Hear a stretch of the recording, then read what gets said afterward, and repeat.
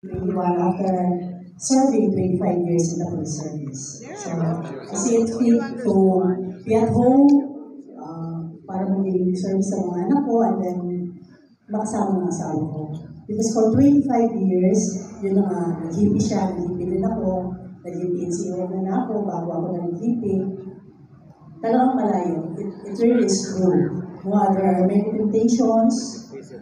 Kung hindi siya makauwi, hindi na makauwi, kawawa yung mga anak namin. So I decided particularly at 25 na, I have to let go of the service and be of service to my husband. And that way, I don't deserve to alone. Kasi, yun na, my husband leaves me. Yung mga lalaki kasi mahal po. Pag wala yung mga asawa, mahal po yung mga lalaki. I am with the WCPD. So for 25 years, yun yung buhay ko. The Women and Children's Protection List.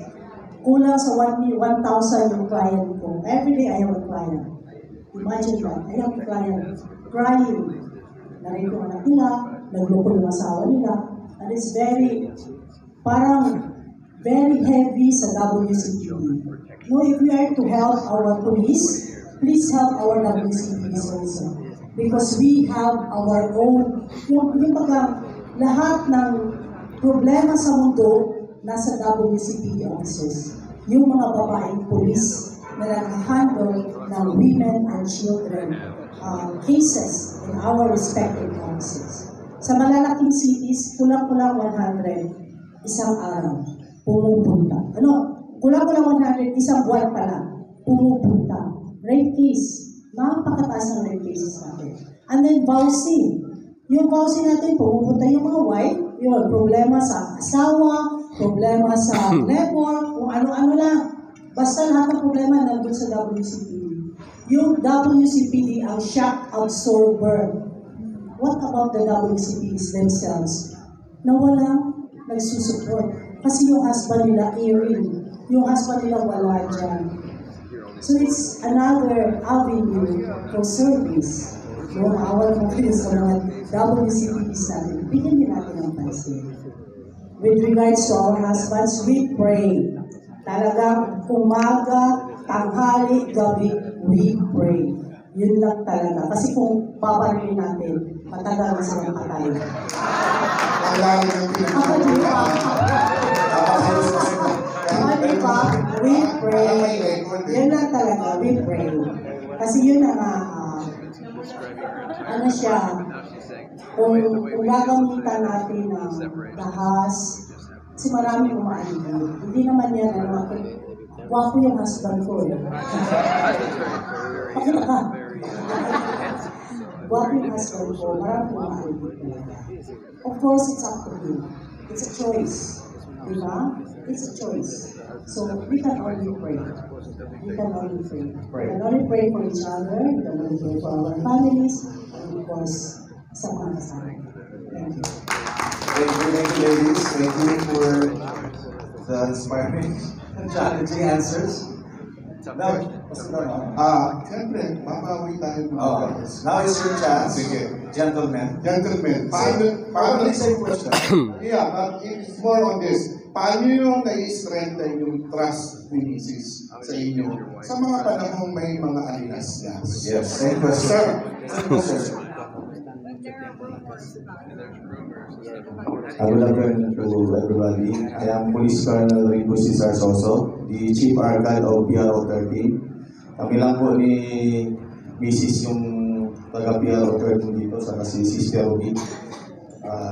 So, again, good afternoon, sir, sa classmate ko. So, yung mga alingas-ngas na yan, Pastor, marami talaga yan. Maraming alingas-ngas. So, ang ginagawa po namin dyan, isa yan. Sa amin as family, sabi kanina ni Mrs., we constantly pray and trust the living God. Kasi pag may trust tayo, may trust kami sa bawat isa, walang imposible yan. Lahat ng temptations ay maiiwasan. So, yan ang sekreto. The relationship, kami, ni Mrs., sa Panginoon, sa mga bata, and at the same time, if we have that in our family, we can extend it also to our organization and the community. Thank you. Thank you, sir. Kay Sir Panke, ayusin lang sagot. Thank you, Pastor. Narinig niyo naman po yung sagot ng misis ko na dahil sa inyo, yung pagpunta niyo sa mga offices namin, ay naging kampante yung mga misis namin. Dahil naniniwala kasi na there is crisis when there is no Christ in life, in the family, and in the community. Kaya salamat sa inyo for introducing Christ in us.